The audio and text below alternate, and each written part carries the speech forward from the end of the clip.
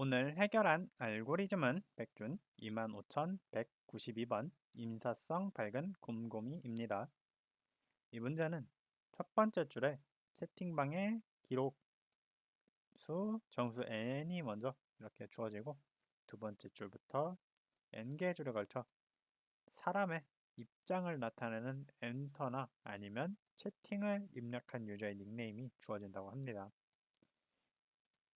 이때 엔터가 나온 뒤에 채팅을 입력한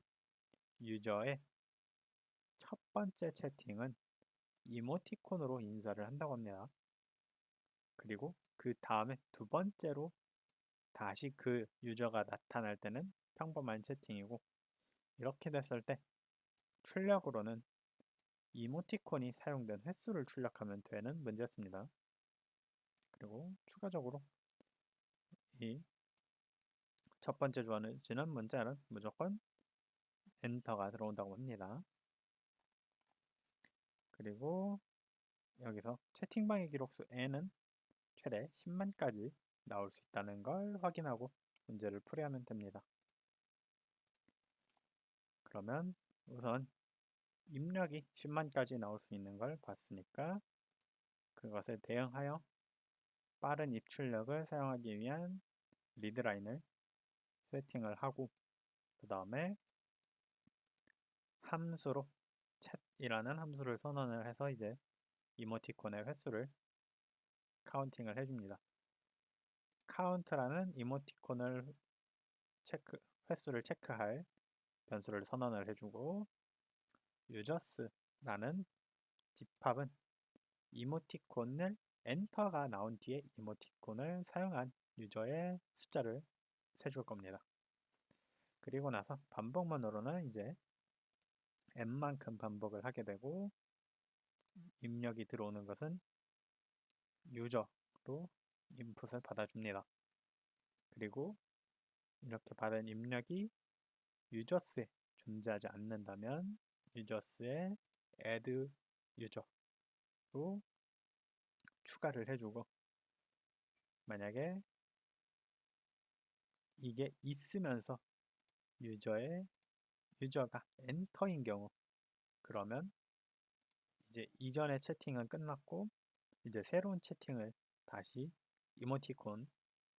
달아야 되기 때문에 카운트를 플러스를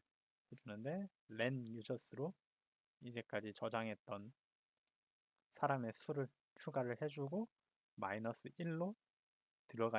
저기 같이 들어가 있는 엔터를 빼줍니다. 그리고 유저스를 다시 세팅을 하는데, 그것은 셋에 이미 안에 엔터가 들어가 있는 형태로 하게 되는데, 왜냐하면 이 조건문으로 들어오는 조건이 유저가 엔터인 경우이기 때문에 엔터는 무조건 이 안에 들어가 있어야 합니다. 그리고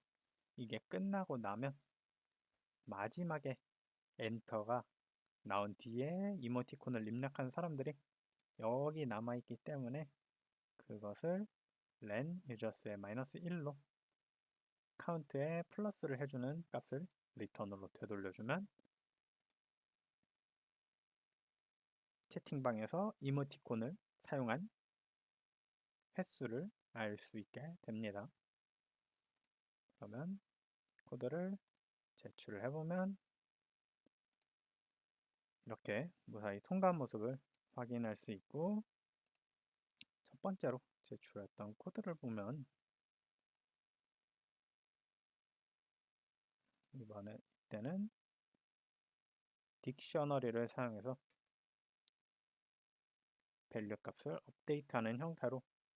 이제 각각의 유저의 이모티콘 사용 횟수를 체크하려고 했는데, 이 코드의 문제점은 엔터가 두 번 연속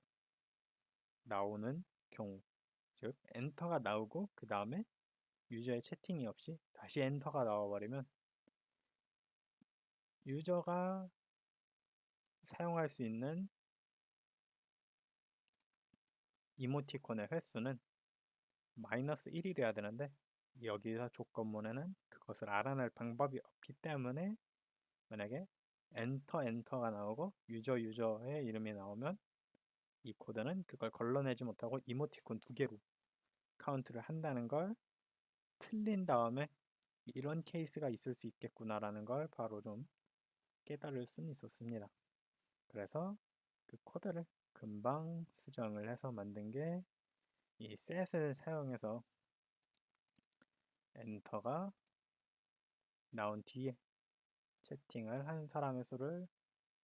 추가해 놓고 이거를 초기화하는 형태로 사용을 했는데, 이때 조금 걱정이었던 게 공간 복잡도나 뭐 시간 복잡도 면에서 조금 좋지 못한 방법 아닐까 했는데,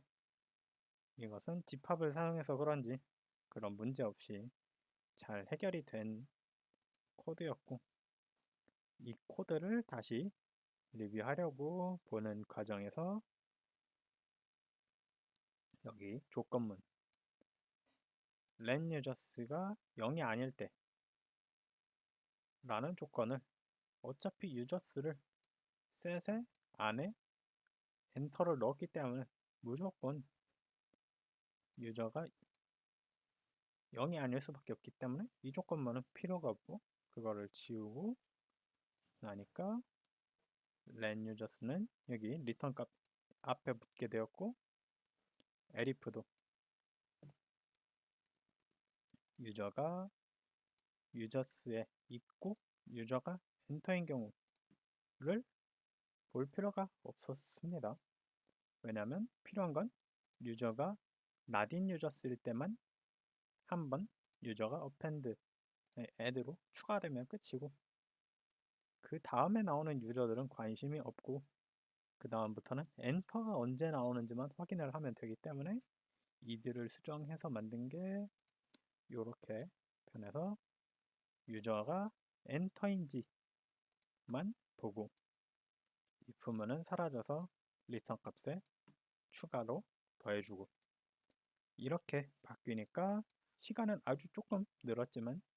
코드를 볼 때 훨씬 직관적으로 이해가 가능한 코드가 작성되었다고 생각을 하며